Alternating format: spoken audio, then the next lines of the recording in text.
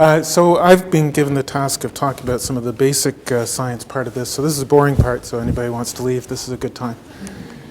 So I'm just going to go a little bit through what the actual mechanism, and I think Dr. Gangji actually alluded to a lot of this part of it, some of this part of it, but I'm going to talk about what stops protein from leaking into the urine and then how this process gets messed up in this particular disease. And I'll talk a little bit about some of the treatments. So I think Dr. Gangji went through this, but this is the crux of the issue. This is a nephron in the kidney, and this is the glomerulus, and this is what where the damage is occurring. And just if you thought that we're lying to you about the actual structure of the kidney, it really does look like this. It's got the glomerulus and the blood going in and out in the little tubules, so it looks like the little cartoons actually show. So, Dr. Gangji told you about the podocytes, and he at the end of his description he said, "So don't you want to be a nephrologist?" And the podocytes are the most wonderful cell in the body, and I'm sorry the respirologists are here to hear this, but you don't have a cell like this. This is a great cell. So this is an epithelial cell, and FSGS is a podocyte disease. So this is where the whole disease comes from. So we're looking at a little bit of the glomerulus here, a little capillary loop, and we're looking from outside, and this is the podocyte here. This is the cell body here, and you can see it's got these little branches, and then it goes down to these little fingers that actually interdigitate like this, and they surround the whole capillary, and between those little interdigitations are where all the filtration occurs in the kidney. So your whole homeostasis, sodium, water, everything else is dependent on these tiny little slits between these cells, and that's where all the filtration occurs.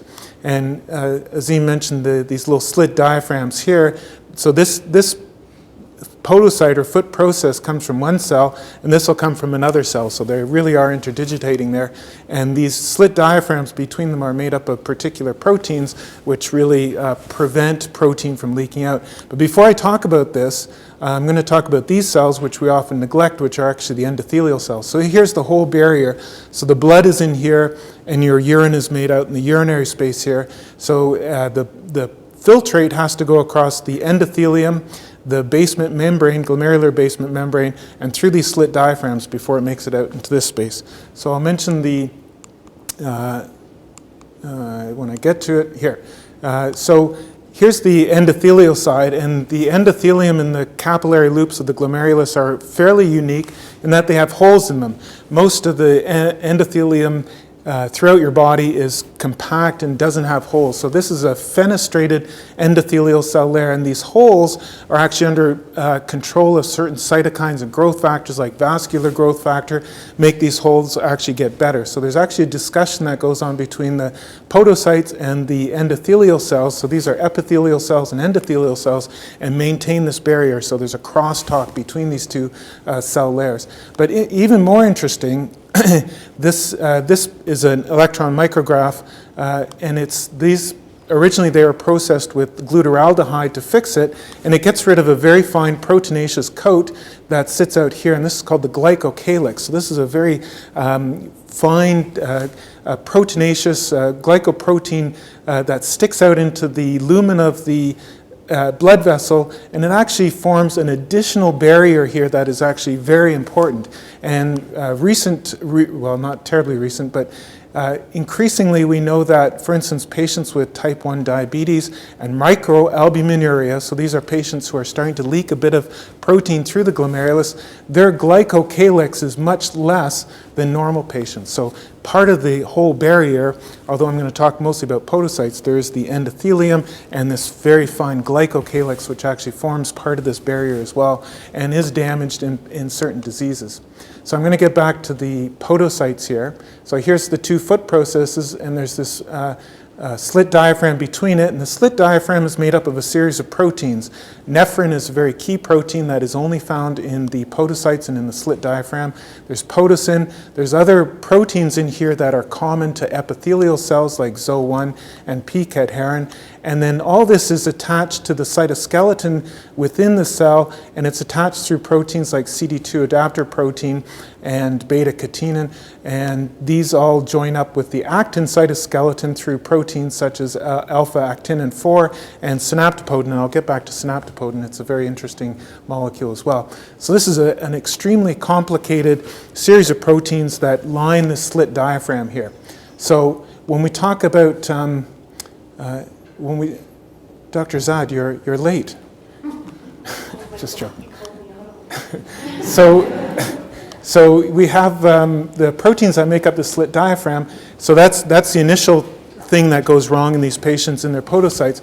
But these cells actually, when they get damaged, they don't fuse, which was the old idea. They actually retract.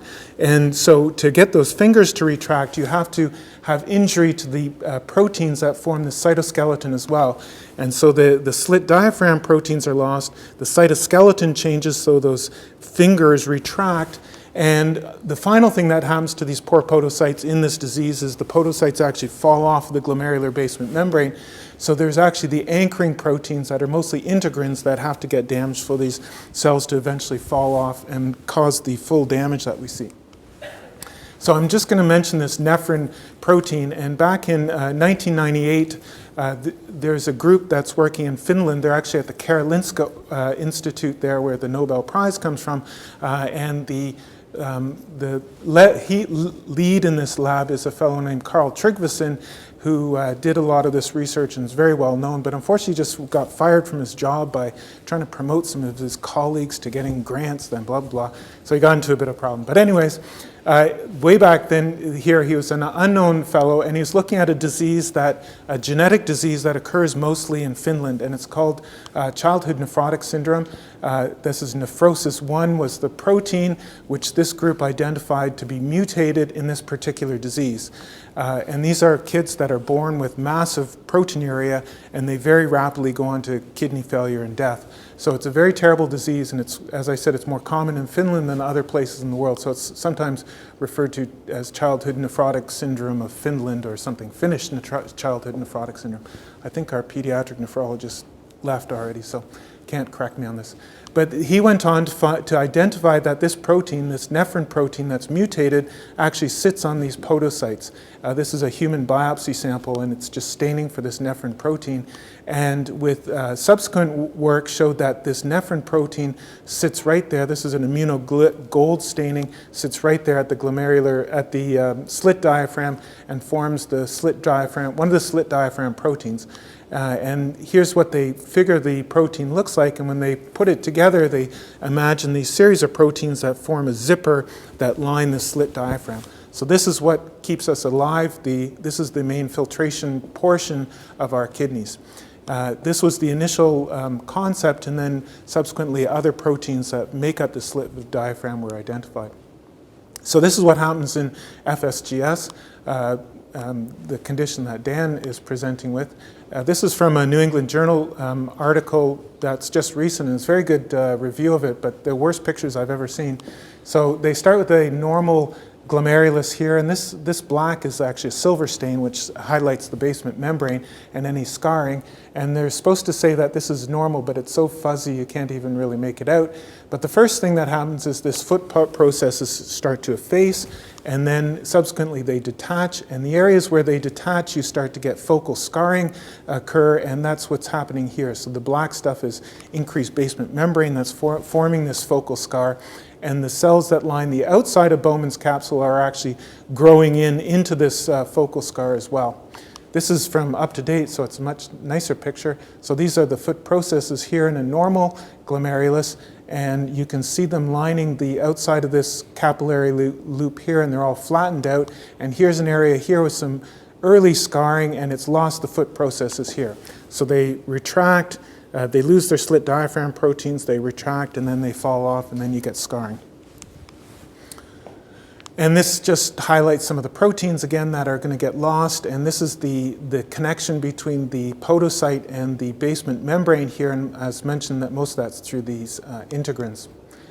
So just to remind you that of what Dr. Gangji outlined is that FSGS as either primary or idiopathic, and this is the sort of rapidly progressive type of disease that Dan presented with, and we believe there's some sort of circulating permeability factor, but it's a great mystery in nephrology and medicine what exactly this is. We have some clues, but we haven't found it yet.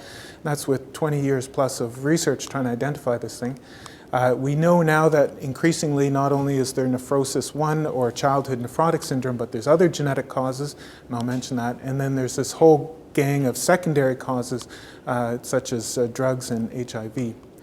As I mentioned, this is a disease of podocytes where the foot processes retract, and so you lose these proteins from the foot processes that are specific for epithelial type cells. So you're losing epithelial markers. There's an alteration in the cell cytoskeleton, not just the synaptopodin protein, but alpha-actinin 4 and other proteins that form part of the cytoskeleton are lost or altered, and then eventually the podocytes actually detach from the basement membrane, and then you get this focal scarring.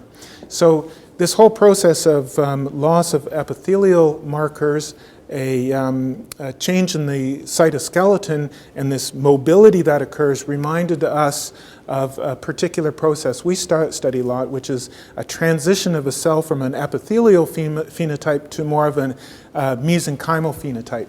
So we think these cells, these podocytes, these highly differentiated, very unique cells are actually de-differentiating or becoming more of a basic mesenchymal type of cell. And there's work done now 4 years ago that really indicated this. So they used a cytokine called TGF-beta, transforming growth factor beta, which is a very ubiquitous wound healing type of growth factor. And what they showed, these are podocytes grown in cell culture, and you can see faintly there in between each cell is these epithelial markers. And in this case, it's p-cadherin. And when they treat these with TGF-beta, they get this de-differentiation process. So they actually lose the p-cadherin, and they lose other epithelial markers such as ZO1 gets downregulated when they treat with TGF-beta, and they actually upregulate markers that they shouldn't have. So desmin is a mesenchymal marker.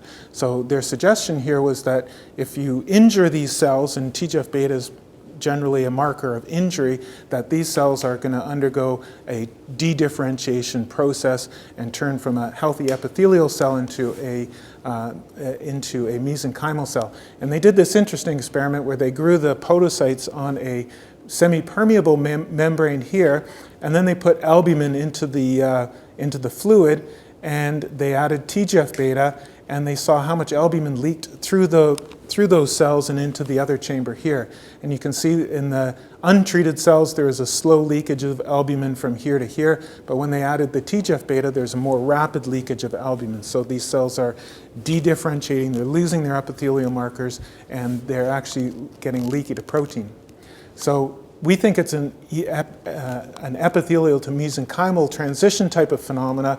I put my CIHR grant in, and it was roundly criticized for saying that this didn't actually happen, but I think it's just a matter of terminology, and in my comments to reviewers I will try and outline their errant ways. But anyways, the podocytes clearly lose their epithelial markers. There's clearly a rearrangement of the cytoskeleton, and there's an upregulation of mesenchymal markers. So to me, this sounds like epithelial to mesenchymal transition, but they like to use the word de-differentiation. So this process, EMT, involves the transdifferentiation of epithelial cells to mesenchymal cells. And it's actually a very basic central process in a wide variety of things. We look at it in wound healing, but it actually occurs during organogenesis and gastrulation, embryogenesis, and it's also thought to be involved in cancer cells, which are epithelial type of cells. They undergo a transdifferentiation and allows them to metastasize. And this is the basic process. So this is your epithelial cells stuck together with the epithelial markers. You get some sort of injury, and this allows some of the cells to lose their cell-cell adhesion. They lose their epithelial phenotype, and they lose their polarity. So epithelial cells are polar. They actually have a basal half and a luminal half. So this side of the cell looks very different from this side of the cell, and they lose that. Now, in a full wound healing type of response, these cells then upregulate proteases, degrade the basement membrane, and they turn into myofibroblasts. We don't really see this happening in our kidney, in the glomerulus. So I think this is part of it that I get criticized on, that this is the full EMT process, but this full process probably isn't happening. And I mentioned that it happens in gastrulation, and this is an embryo, and this is the primitive epithelial cell layer and endothelial cell layer, and this is the primitive streak, and there's an EMT phenomena that occurs here, and these mesenchymal cells grow out of this particular process. And if you block this process, the embryo simply doesn't form. And a famous British biologist said that it's not birth, marriage, or death, but gastrulation, which is this EMT process, is the most important event in the lifespan of an individual. And I bet most of you didn't realize that this process was why you're here. And in fact, if you go back phylogenetically, down to what separates us from sea sponges is this process here. So we have 3 cell layers, and the sea sponges only have 2 cell layers. So you can be thankful. So this type of EMT process, wide variety of injury to the cell, but the basic process that occurs within the cell as far as signaling is particular zinc finger proteins such as snail or slug that then turn on this whole process which downregulates epithelial markers, increases mesenchymal markers, and leads to the cytoskeletal changes. So these zinc finger regulatory proteins are very important in this whole process. So this is just from some of our work. We look at the peritoneal cavity, and we induce injury using this TGF-beta, this factor, and these are epithelial type cells that line this tissue. And then when we 7 days after we induce injury with TGF-beta, these proliferate, but they also pick up these mesenchymal markers. So this is alpha smooth muscle actin, which is a mesenchymal marker. This is cytokeratin, which is a epithelial marker, and you can see some of the cells are dual stained with both an epithelial and mesenchymal marker. So we think this process actually does occur in various organ tissue in response to TGF-beta. And we're actually very interested when we heard that this might be happening in podocytes. So this is from this original paper describing this process. But now we have a model where that the podocytes get injured from some cause. They undergo this dedifferentiation or EMT type of process. And then eventually with ongoing injury, they eventually detach from the glomerular basement membrane. I'm just going to talk briefly about the genetics and about that circulating factor as well. The genetics are very interesting. Started out with this nephrosis protein or injury to or mutation in nephrin, which is found in childhood nephrotic syndrome. And since then, and this is an incomplete list here, but it's gotten a lot longer. But genes such as alpha-actinin 4, which forms part of the cytoskeleton, this calcium channel, defects in this calcium channel are involved in later onset of this particular focal segmental glomerulosclerosis. There's even a protein here called SMARCL1, which my colleague Dr. Bridgewater is very interested in looking at and shows up on the list as well. And this is a very interesting one right here. So what it appears to me, and I'll get back to this, but there's certain gene defects, for instance, key proteins that make up the slit diaphragm. If those proteins are mutated, or if those genes are mutated, you get a very rapid early onset of disease. If some of the less important genes, such as alpha-actinin, are mutated, then the podocytes are vulnerable to injury, but they're still functional. So at that point, people can go through, many years of their life, and then they develop hypertension, they develop something else, they may be given a medication, and that could tip the balance over and the podocytes become injured and they start to develop this particular condition. So I think some of these genetic mutations may underlie a lot of the focal segmental glomerulosclerosis we see.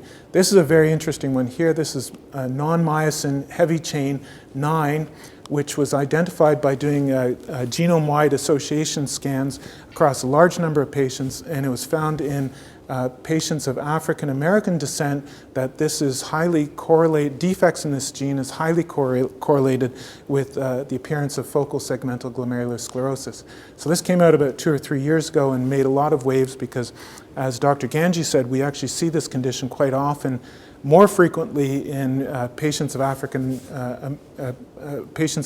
descent, and this gene defect may explain it.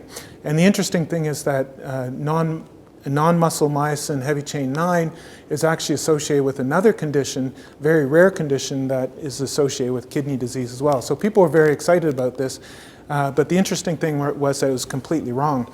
When you do these genome-wide association scans, all you do is you pick up single nucleotide polymorphisms that may be related to a particular gene. And this was in this region, and they picked this one because it was associated with a known disease, but in fact, when they went back and did fine mapping, they got the wrong gene. It was the next one down. It was apoprotein L1, which is actually the one that's associated with this particular condition. And this is even more interesting because variants of this particular protein are able to lyse a subspecies of trypanosoma, which causes African sleeping sickness. So in fact, this may turn out to have a similar story to what we see in sickle cell disease, where patients with sickle cell disease, there's no reason it should be propagated in the population, but in fact, heterozygotes for sickle cell mutation seem to be protected against malaria. So this particular gene may persist in this population because it may provide some protection against this particular infection. This permeability factor, anybody who's doing basic research, this is the one to go after. This group has been after it for 20 years. They haven't found it yet, so it's still out there.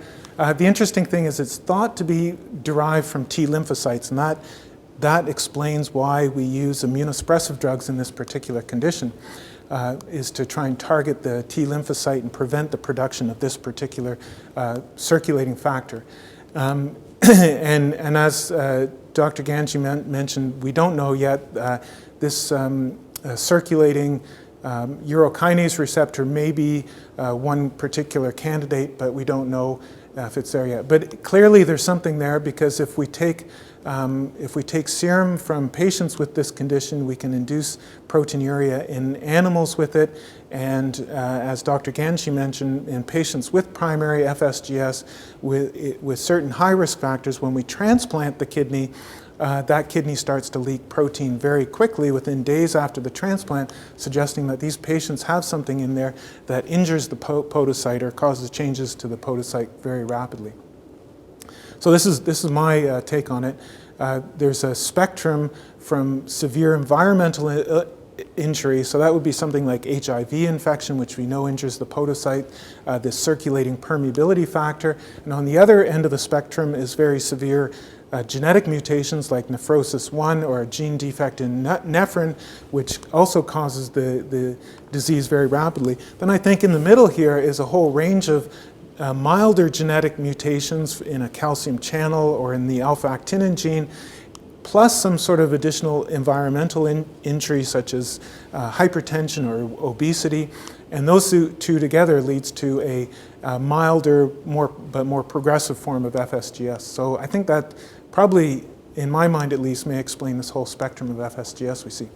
I just have a couple of slides just to finish up, just to talk about cyclosporine, because this is a very interesting particular drug, and we use it in this condition. As Dr. Gangji showed, the original trials came out in 1999 from Dan Catran's group in Toronto, and he started treating patients with cyclosporine. Before that, we used prednisone and cyclophosphamide. Cyclophosphamide is a very toxic drug, especially in younger patients. Can lead to infertility and cancers and nasty infections.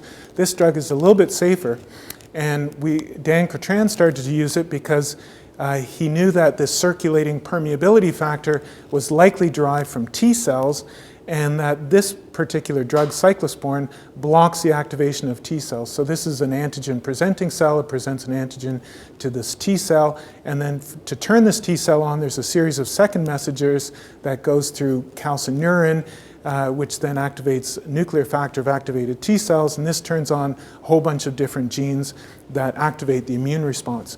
And cyclosporine and tacrolimus, a sister drug that we use, block this activation step by calcineurin. So it's a very effective T cell targeted immunosuppressive drug, and we use it quite widely in transplantation, and subsequently we started to use it in nephrotic syndrome as well for this particular reason.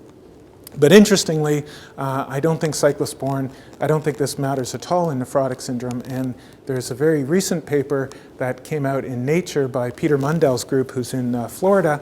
And he found this very interesting observation. He induced proteinuria in mice by using LPS. And in mice treated with PBS, he saw that synaptopodin, one of those key structural proteins within the foot process, was degraded. So this protein got broken down to a much smaller protein here. But if he gave the mice cyclosporine or another drug that blocks cathepsin, then he could prevent the this breakdown of synaptopodin, and he could prevent proteinuria. And I apologize for boiling down a Nature paper to 2 figures, but this is really the crux of it. And so his theory is that synaptopodin has a protective chaperone protein called 14-3-3, and that calcineurin cleaves this off and then leaves synaptopodin open to cleavage from cathepsin. And cyclosporine actually blocks this initial cleavage that protects cyclosporine and prevents proteinuria.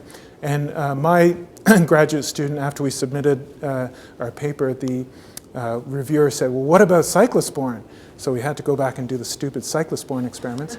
And surprisingly, they work very well. So this is the same cells that Peter Mundell uses, the podocytes grown in cell culture, and this is synaptopodin here in our control cells. And when we treat them with TGF-beta, the synaptopodin goes down. And then when we treat those with cyclosporine, the synaptopodin is protected or comes back up. We didn't do all the fancy stuff, and we certainly didn't get into Nature, but we found similar results to what he found with LPS with our TGF-beta. And interesting, another epithelial protein, ZO1, is downregulated by TGF-beta and is not rescued by cyclosporine, meaning that the cyclosporine is a very particular activity on synaptopodin. So I think we know that cyclosporine is definitely an immunosuppressive drug, but it may actually work in this disease for reasons that are completely different than what we thought originally that this drug was working in this disease. So just to summarize, this is a pathologic diagnosis, FSGS. It's what the pathologist looks like down in the microscope, but it's probably a range of diseases from primary, genetic, and secondary, but they all look the same under the microscope, and it's difficult to sort it out. And it's definitely a disease of the podocytes. That's the main target, and I tried to point out the podocytes are very interesting cells, and I think they undergo in this process some form of dedifferentiation, or EMT, eventually detach from the basement membrane. That's where the scars start to form, and then that initial injury then spreads to other areas of the glomerulus, and you eventually lose the filtration function of the kidney and end up with end-stage kidney disease. And some of the spreading process may in fact be secondary factors such as TGF-beta that we've been looking at in the kidney. And I think there's a spectrum of both genetic and environmental causes, and from the last couple of slides, clearly drugs don't always work in the ways we originally thought they did. And I'll stop there and take any questions.